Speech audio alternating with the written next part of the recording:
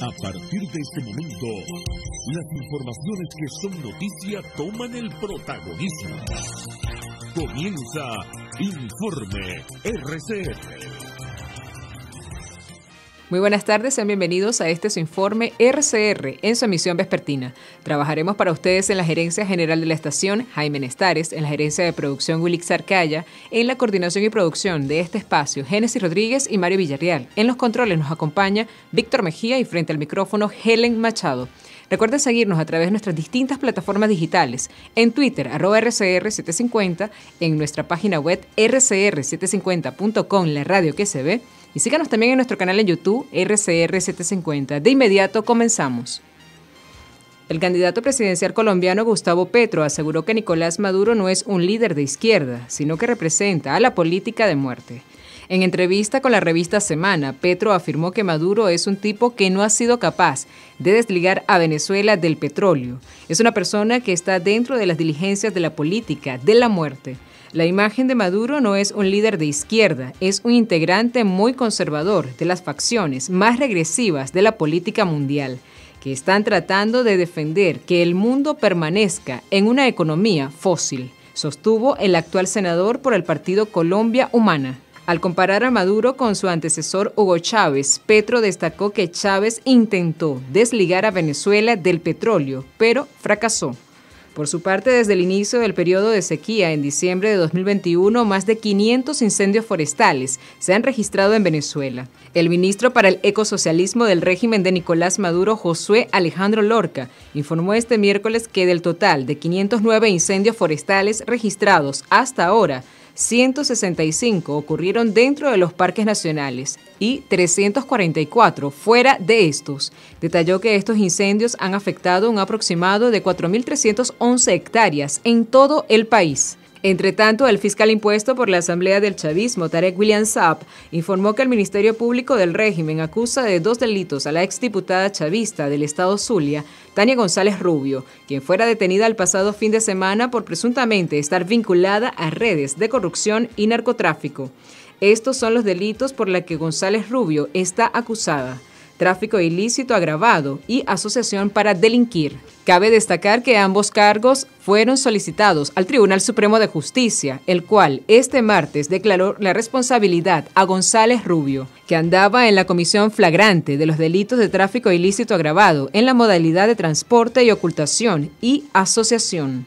Mientras tanto, Metro Comunidades mintió al ministro de Transporte, Hipólito Abreu, sobre el presunto sabotaje de la estación Plaza Sucre del Metro de Caracas, asegurando que la foto publicada por él no corresponde a equipos de la estación. Disculpe, señor ministro Hipólito Abreu, pero la foto que usted publicó afirmando que lo ocurrido hoy en la línea 1 fue un sabotaje en la subestación eléctrica de Plaza Sucre. No es de equipos eléctricos del Metro de Caracas, escribieron. Según la organización, la situación fue provocada por el robo de equipos en bombas de achiques que causó una inundación en la vía férrea.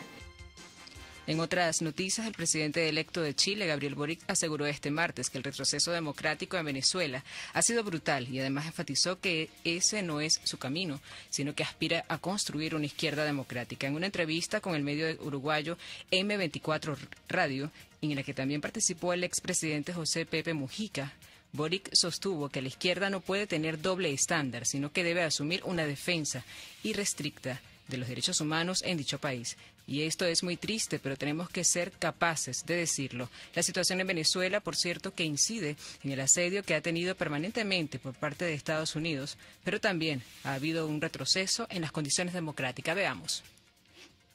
Que hacen ciertas izquierdas a la autodeterminación de los pueblos para terminar incluso justificando sus desviaciones o conductas que desde mi punto de vista por lo menos no son apropiadas, por ejemplo, limitaciones a la libertad de expresión, de reunión, a la profundización de la democracia, es algo que tenemos que enfrentar más abiertamente. Perdón, presidente, ¿en qué países se está pensando? En Nicaragua en particular. Lo de Nicaragua yo creo que es brutal en ese sentido. También, sin lugar a duda, y esto es muy triste, pero yo creo que tenemos que ser capaces de decirlo, la situación en Venezuela por cierto que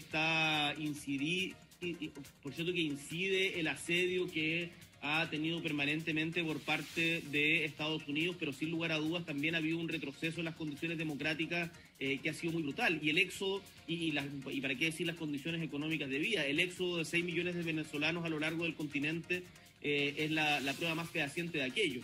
Y por lo tanto, el decir de que ese no es nuestro camino y que nosotros aspiramos a construir una izquierda que sea profundamente democrática, respetuosa de los derechos humanos, que sea capaz de ser crítica de sí misma y no de estar permanentemente justificando los errores en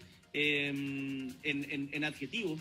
Hay un poeta chileno que decía: el adjetivo cuando no da vida mata. Y yo creo que eso también le pasa mucho a algunas izquierdas latinoamericanas que llenan sus discursos de adjetivo, pero en la práctica no ven el sufrimiento que está teniendo su propio pueblo. Por su parte, la secretaria de prensa de la Casa Blanca, Jen Psaki, confirmó este martes que el gobierno del presidente Joe Biden, mediante el uso del título 42, comenzó a deportar hacia Colombia a migrantes venezolanos que ingresaron de manera irregular a Estados Unidos. En rueda de prensa, Psaki indicó que lo que intentan hacer es asegurarse que los venezolanos que venían desde un tercer país pudieran volver en algún momento a esa nación. La portavoz no precisó cuándo comenzó a implementarse este programa ni cuándo será la fecha límite de las expulsiones. Entre tanto, el presidente del Comité de Relaciones Exteriores del Senado, el senador estadounidense Bob Menéndez, expresó este martes su preocupación por la deportación de venezolanos en los últimos días, advirtiendo que esto podría generar consecuencias para los ciudadanos que deciden retornar hacia su país de origen. Los informes recientes de la administración de Biden sacando a los venezolanos a través de terceros países son extremadamente perturbadores al continuar usando una página del libro de juzgadas de aplicación de la ley de inmigración de Trump. Esta administración está dando la espalda a los migrantes que más necesitan nuestra protección. Bajo el cruel régimen de Maduro, los venezolanos que son devueltos enfrentan un futuro sobrio y en muchos casos duras consecuencias por buscar asilo político en Estados Unidos, señaló el senador en un comunicado. En otras informaciones, el Programa Mundial de Alimentos de Naciones Unidas no incluyó a Venezuela en su último informe sobre los puntos críticos de hambre y las alertas tempranas respecto a la inseguridad alimentaria y de agua debido a la falta de datos oficiales. Venezuela y la República Popular Democrática de Corea no se incluyeron como zonas críticas de hambre debido a la falta de disponibilidad o escasez de datos actualizados sobre la inseguridad alimentaria, lo que no permitió una evaluación comparativa basada en la metodología aplicada, señala. El documento advierte que se espera que el hambre aguda se incremente en más de 20 puntos críticos en los próximos meses, a menos que se tomen medidas inmediatas, agregó el etíope, Nigeria, de Sudán del Sur y Yemen. Siguen siendo los países que en nivel de alerta más altos tiene en el mundo. Mientras tanto, el régimen de Nicolás Maduro registró el 1 de febrero un total de 1.801 nuevos contagios en el país, de los cuales 1.793 fueron por transmisión comunitaria y 8 internacionales. El mayor número de casos comunitarios fueron registrados en el estado Zulia con 340, le sigue Miranda con 321, Aragua con 199 y Yaracuy con 193. Entre otras entidades, mientras que los casos internacionales entraron desde el estado Vargas, desde Panamá, 4 y México, 4. En cuanto a los nuevos decesos, el régimen confirmó 7 personas fallecidas a causa del dicho virus. En Caracas, 2, en Trujillo, 1, Anzoátegui, 1 y Miranda, 1. Por lo tanto, la tarde de este martes se registró un incendio en el Ávila, cerca de la Cota 1000, entre La Castellana y Altamira. Personal y unidades del Cuerpo de Bomberos Forestales y Bomberos del Distrito Capital acudieron al lugar para proceder a la extinción del fuego. Hasta las pasadas 3 de la tarde no se conocían detalles sobre la causa de dicho incendio ni cuántas zonas o hectáreas fueron afectadas. Por su parte, este martes, las autoridades de la UCB, junto a representantes estudiantiles, desmintieron los anuncios hechos por Desi Rodríguez, quien aseguró este domingo que fueron recuperadas varias áreas de la Facultad de Odontología. Jesús Mendoza, consejero universitario, manifestó que los representantes del chavismo inflaron los números, que están recuperando supuestamente 205 unidades clínicas, como mencionó. Asimismo, declara que no hubo arreglos en la sala de máquinas ni la sala de esterilización de la Facultad de Odontología. Casi 48 horas, el chavismo mintió, como siempre. El chavismo miente y no importa el día ni la hora que lo diga. Pero aquí mintieron de forma descarada diciendo que arreglaron supuestamente 205 unidades. Aquí mintieron de forma descarada diciendo que la facultad está en total y perfecto estado. que por cierto lo dijo una persona que no es de la facultad y un profesor que ya no es activo en la facultad, un profesor jubilado. Nosotros lamentablemente vemos como en esta facultad sí se han hecho arreglos, pero es mentira que se rehabilitaron el 100% de las unidades. Solo se han rehabilitado 2 salas de posgrado y 2 salas de pregrado de más de 5 salas que se encuentran en la Facultad de Odontología. No se han rehabilitado 16 baños, como lo dicen, solo se han rehabilitado 6 baños. Se dice que supuestamente aquí están dadas las condiciones para un reinicio de actividades, pero no ha sido incluido en el plan de rehabilitación la sala de esterilización. No ha sido incluido en la sala de rehabilitación la sala de rayos X. Entre tanto, luego de 2 años y 10 meses en injusta persecución en el caso del periodista Luis Carlos Díaz, pasó a archivo judicial quedando suspendida la investigación a menos que surjan nuevos elementos de convicción suficientes contra el comunicador y activista por los derechos humanos. La ONG Espacio Público, a cargo de la defensa de Díaz, informó que la jueza Vanerkis Márquez del Tribunal 31º de Control de Caracas también decretó el cese inmediato de todas las medidas de coerción personal que incluían la prohibición de salida del país y de declarar sobre el uso. El proceso judicial en contra de Luis Carlos estuvo inmerso en arbitrariedades desde el momento de su detención por efectivos del SEBIN, seguido por la desaparición forzada y sumando múltiples violaciones al debido proceso y también restricciones que se tradujeron en retardos procesales, mientras tenía prohibido ejercer su derecho a la libertad de expresión, un obstáculo para desviar las violaciones de sus derechos humanos. Les estamos presentando Informe RCR, el compacto informativo de esta hora, solo por RCR 750 AM. En internacionales, el presidente de Estados Unidos, Joe Biden, ordenó este martes que su equipo de seguridad nacional identifique para finales de este mes a aquellos funcionarios estadounidenses que tienen más riesgo de sufrir el conocido como Síndrome de La Habana. En una carta a 6 miembros de su gabinete, Biden nombró además a un encargado de coordinar la respuesta del gobierno estadounidense a esos extraños síntomas que han sufrido desde hace un lustro decenas de diplomáticos estadounidenses en varios países del mundo. Por su parte, los esfuerzos diplomáticos continúan buscando una salida a la crisis en Ucrania, pero el camino aún no está claro, especialmente después de la conversación de este martes entre el líder de la diplomacia estadounidense y su homólogo ruso. Nuestra colega de La Voz de América, Celia Mendoza, nos da más información al respecto. En las trincheras de Solote, en la región de Luhansk, en Ucrania. Sí. No dispararon durante 3 días. 3 días fue la última vez. La guerra continúa. De repente, atacaron con lanzagranadas y armas de fuego.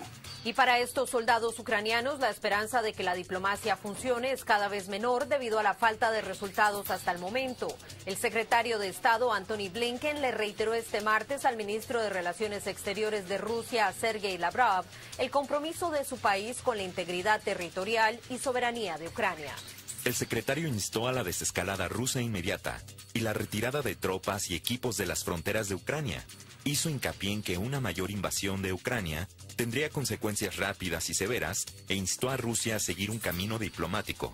Advertencia que se da mientras soldados y equipo militar ruso siguen llegando a Bielorrusia en la frontera con Ucrania, sin dar muestras de que Moscú busca reducir las tensiones, y desde donde el presidente Vladimir Putin expresó su inconformidad.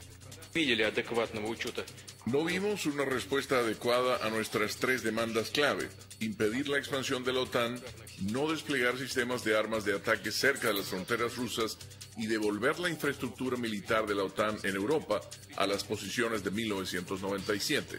El secretario de prensa del Departamento de Estado, Ned Price, se negó a responder a las declaraciones del líder ruso y aseguró que Estados Unidos espera la respuesta formal de Rusia al documento entregado la semana pasada en Moscú. Celia Mendoza, Voz de América, Naciones Unidas. Entre tanto, al menos 33 personas que participaron en las manifestaciones del 11 de julio de 2021 en Cuba son juzgadas esta semana por el delito de sedición en un tribunal de La Habana, entre ellos 6 menores de 18 años, un juicio que ha provocado nuevas críticas de los defensores de derechos humanos contra el gobierno de La Habana. Los 33 detenidos van a ser juzgados por su dicha participación en las manifestaciones del 11 de julio de 2021. que reclamaban un cambio radical en el gobierno de la isla. Se les acusa en particular de haber tomado parte de una trifulca callejera en La Habana, que dejó daños materiales y heridos. Más información con nuestros colegas de Radio Francia Internacional. Los 33 detenidos van a ser juzgados por su participación en las manifestaciones del 11 de julio en Cuba, que reclamaban un cambio radical en el gobierno de la isla. Se los acusa en particular de haber tomado parte en una trifulca callejera en La Habana que dejó daños materiales y heridos. Según Juan Papier, investigador de la ONG Human Rights Watch, detrás de este juicio solo está la represión política. Pocas veces en la historia reciente de América Latina habíamos visto una criminalización tan masiva y tan sistemática de la protesta pacífica como está ocurriendo actualmente en Cuba. Además, en estos procesos judiciales se violan flagrantemente los estándares internacionales en materia de derecho de asociación, de libertad de expresión y de debido proceso. Son procesos judiciales adelantados por tribunales que carecen de toda independencia, donde se está persiguiendo el disenso, donde se están violando garantías básicas, todo esto con el objetivo evidente de generar terror en la población cubana y de enviar un mensaje de que lo que ocurrió en julio, ese alzamiento pacífico y popular por la libertad en Cuba, está prohibido y nunca más puede ocurrir. Entre los enjuiciados esta semana en Cuba hay varios menores de edad que son considerados adultos y por lo tanto responsables penalmente por la justicia cubana. Una situación inaceptable para Juan Papier. Es realmente escandaloso que el gobierno cubano esté persiguiendo a menores de edad. Sabemos que hay decenas que están presos actualmente en el país y que muchos están siendo tratados como si fueran adultos en procesos penales abusivos, donde se violan sus derechos como niños establecidos en los tratados internacionales de derechos humanos.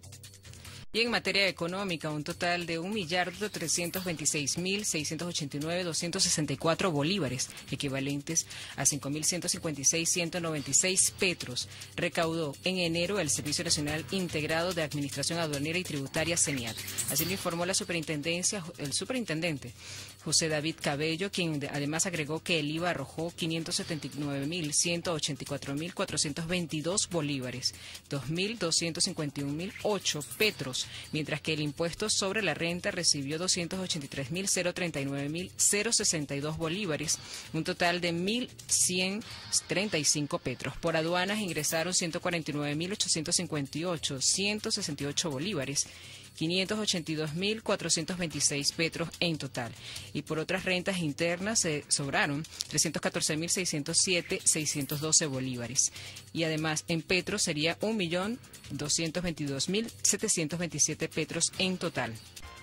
En los deportes, el entrenador argentino José Peckerman pidió este martes paciencia en el comienzo de su trabajo con la selección de Venezuela, que le deparó una goleada a Bolivia en su debut por 4-1 y una derrota con idéntico resultado ante Uruguay. El ex seleccionador de Colombia y Argentina hoy planteó diferencias entre un primer tiempo en el que sus pupilos ya perdían por 3-0 y una segunda etapa en la que a su juicio mostraron alguna mejoría. La imagen del segundo tiempo ha sido mucho mejor y eso es destacable para el futuro de la selección, dijo Peckerman. En otras notas deportivas, el relevo de la antorcha olímpica de los Juegos de Invierno de 2022 comenzó hoy bajo medidas de prevención contra la COVID-19 en la capital china, que celebrará el viernes. La ceremonia de inauguración recogió el medio local Beijing Daily. En los relevos, que se prolongarán hasta el 4 de febrero, participarán 1.200 portadores de una edad entre 14 y 86 años, según el comité organizador de Beijing 2022. Entre ellos hay personajes chinos destacados de campo como la ciencia, la educación y la cultura, y representantes foráneos de unos 20 países diferentes, según el comité. Y así finalizamos nuestro último compacto informativo del día de hoy. Los invitamos para que sigan con más de la programación de su RCR. Hasta aquí este compacto noticioso. Manténgase en nuestra sintonía, porque estaremos informándole de la noticia al momento de producirse. RCR, 750 AM.